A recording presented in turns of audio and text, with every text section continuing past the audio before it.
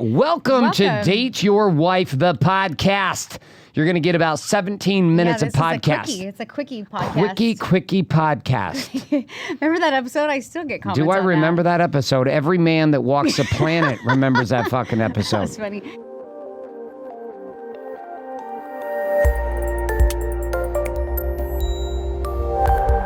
All right, welcome to another episode of the Date Your Wife podcast. We stopped for about a year. We're back on track. I've had so many people message me and they're like, "Thank you for doing this podcast again. We love it. We're back."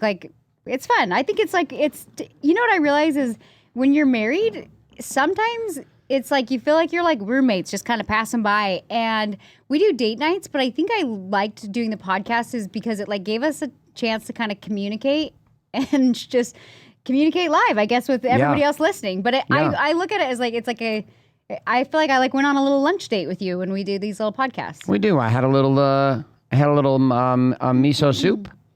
I had some chicken and rice. You had some chicken and rice because that's how we do it when you're in bikini cut time. All right. So recently, Danielle and I have been asked to open our mouths together on stage at Dun, dun, dun. Funnel Hacking Live 7. Woo! 7 years in a row, I have spoken at Funnel Hacking Live. When was it? Me and the family came, but I didn't really speak. That was 2015 and or then last year 16. they asked me to speak, and then you bailed. And then I bailed. You bailed. And then I was surprised they asked me to come back again. Yeah, do I just get a green light because I know this guy? I know you? They're Russell gave me the look. He said, if she bails 2 times in a row, she's never being asked again. Now, you did have a little anxiety on the last one. I mean, let's look at that. I don't like public speaking. I don't know if anybody does. I actually know you love it, but I get so nervous every time. But then once I'm in flow, I'm fine. But every time, it could be 300 people, it could be 3,000 people. I always get a little nervous. Well, you're going to be speaking in front of 3,500 in person in Florida because that's the only place to let us do events.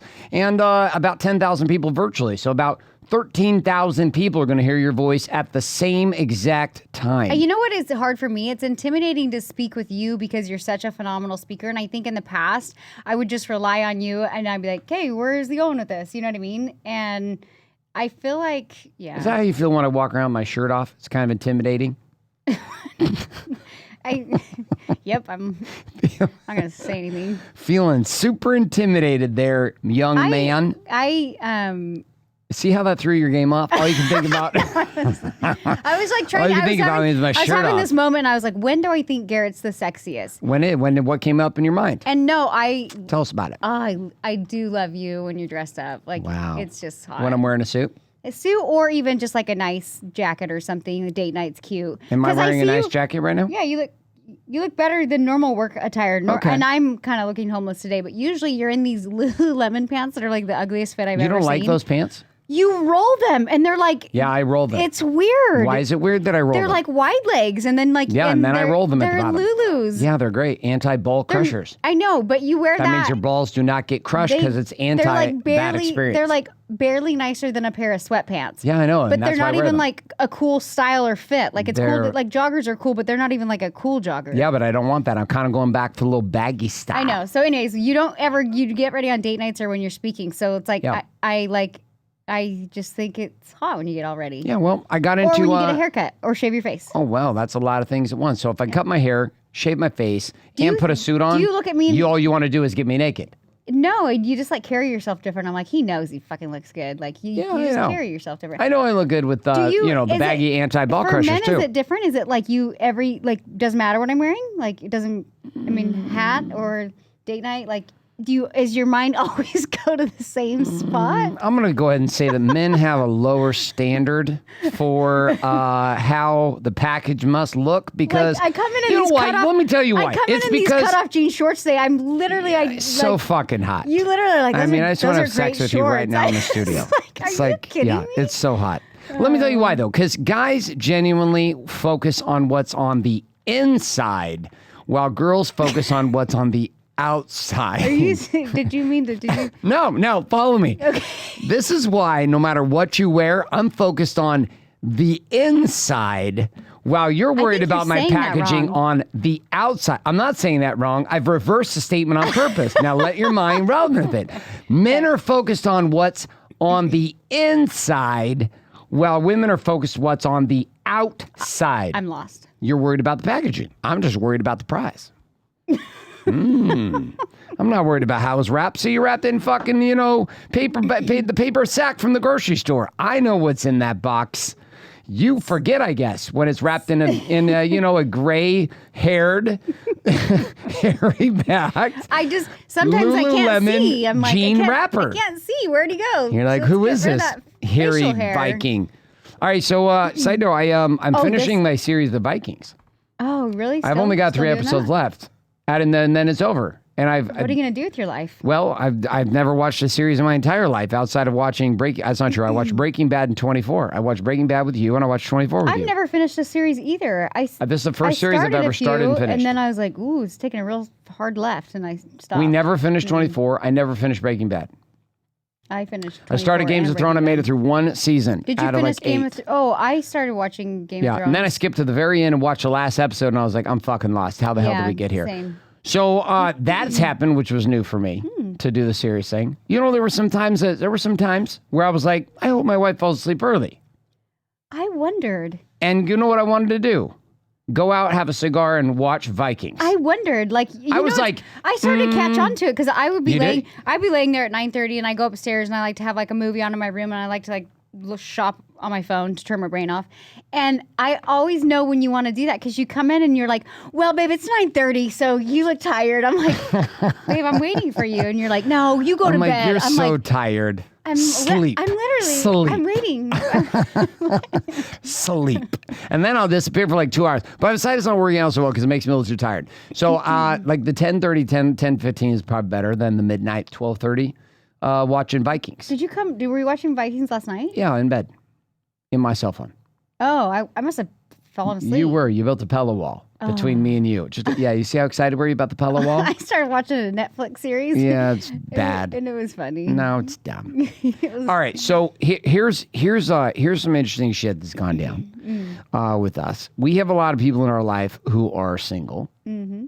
And you and I were having a conversation about the idea that the problem with single people is that there's a lot of single people, particularly older single people, divorced single people, or even people who are married who think if they got divorced, magically shit would be different, which is not true at all.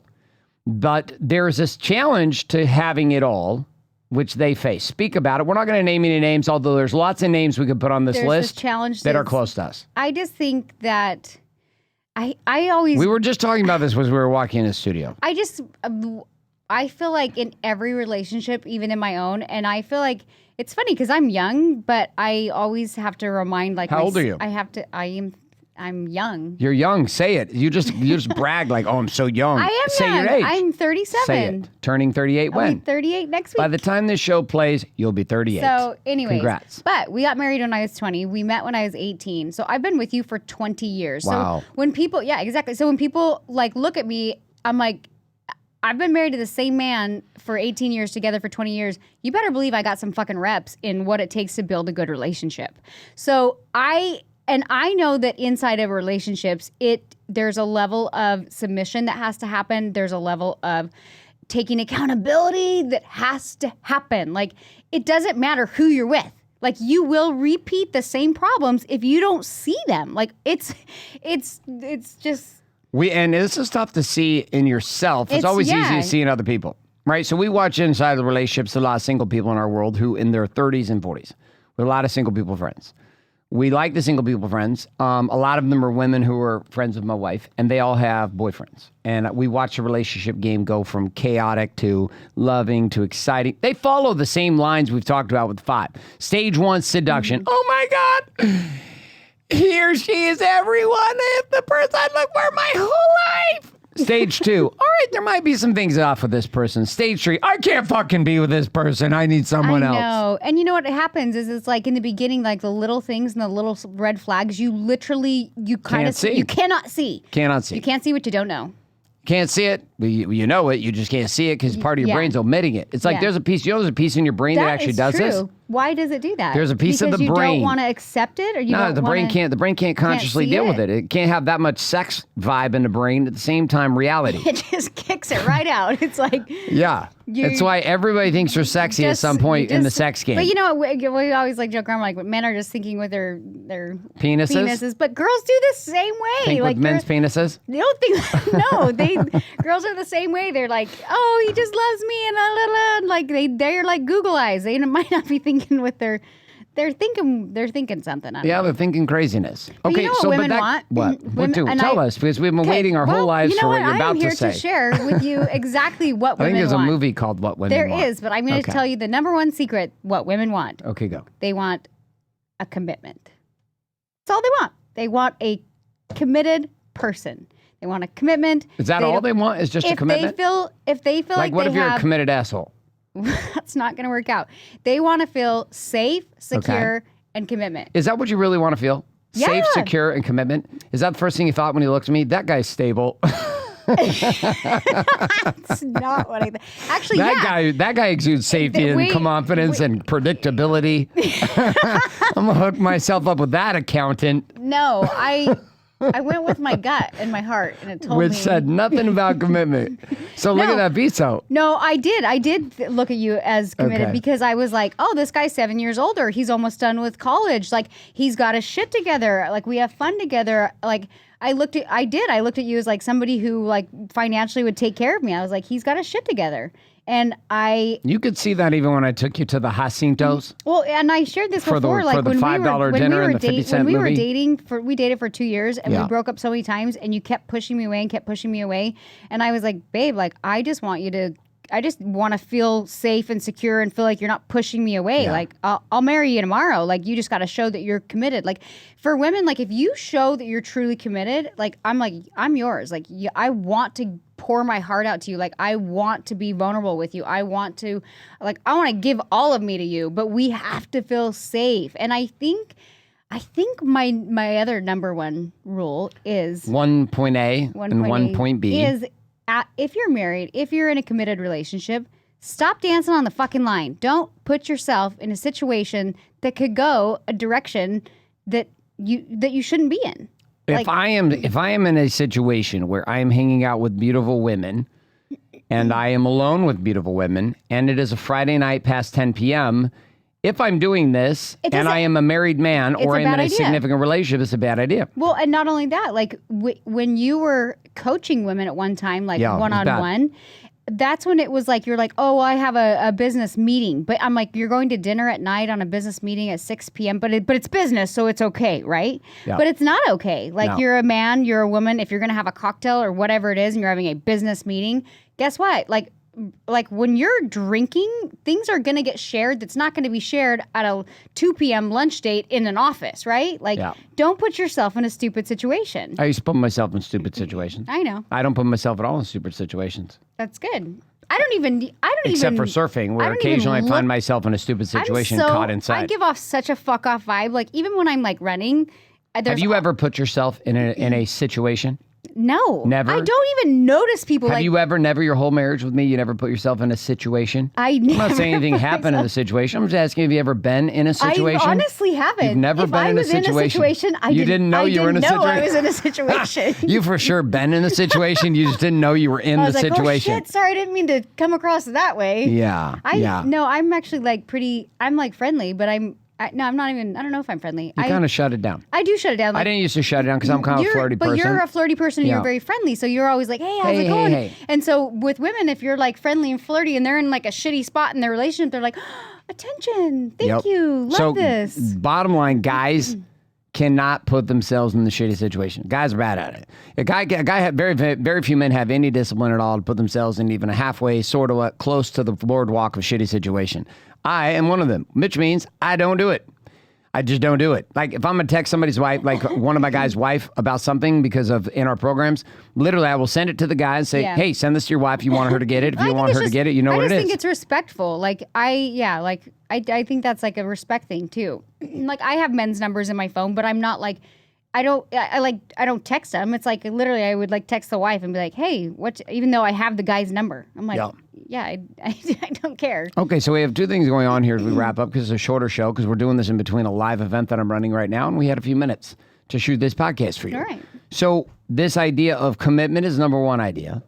And the number two idea inside of today's conversation is the simple fact that men view their wives from the inside out, not from the outside in. Much more deep and committed are men emotionally to the relationship because we like to see things from what's beyond the wrapper, where it appears that women only like to see what's going on the outside of the wrapper. Can't see through the anti-ball crushers, can you? I mean, what would you feel about yourself if I had crushed balls? You know, have you ever had any gratitude stacks about the Lulus? I'm trying to tell if you're like just messing around or if there's fucking around. If there's a deeper message. No, there's no deeper message. The deeper message is I'm fucking around. Certain that. Listen, everybody as a package matters, right? So you can be amazing on the inside, but if you're packaged like an asshole, you're going to be soon to be an asshole. And as a partner, yes, dressing up nice, good. But during the week, I work and wear comfortable. That's what I do. Yeah, no, and that's fine. I go Steve Jobs style. And our relationship is much more. I'm turned on just by who you are as a person, not necessarily like what you're wearing or whatever. But you can see past the long eyebrow hairs. Yeah, I can. I do trim those. I'm on it. No, there's moments like we have like where we connect on such a like a spiritual level too, where we can like the kids can be chaotic in the kitchen, whatever, and we can look at each other and we're both like, hey. So true. I think that's like a cool space to be in when you're married, you know, like you can still kind of have that spark and connection and chemistry. Well, we're going to talk about rebirth, and I got a framework for us to talk about a funnel hacking live. That's going to be our presentation. We have a couple hours on stage in front of thousands of people. Is that what they asked us? Yeah, they asked us to talk about rebirth and reinventing yourselves, right? Because it's what a lot of people have had to do inside of COVID, and we both did it individually as individuals. We did it as a couple. We did it in our businesses. Had the most profitable years we've had ever. And also exploded in our lives in happiness, joy, and fulfillment amidst a time when everybody else was feeling compressed and stressed. So here's the deal. If you are wanting to know more about Wake Up Warrior and what we do here, check it out, wakeupwarriorchallenge.com. Also, if you're unaware of what goes on with the 5-stage relationship, you can check that out at divorceyourwife.com. And if you'd like to get a bunch of pretty pictures of my wife and all the cool shit she does in the hair world, check her out on Instagram, handle at Danielle K. White. And if you'd like to know more about how men really operate, it's called We Look on the Inside, while women are superficial and look on the outside. That's all I got for you. We got to jump into my live event. Have a fantastic week. We'll see you guys next week here on the Date Your Wife podcast.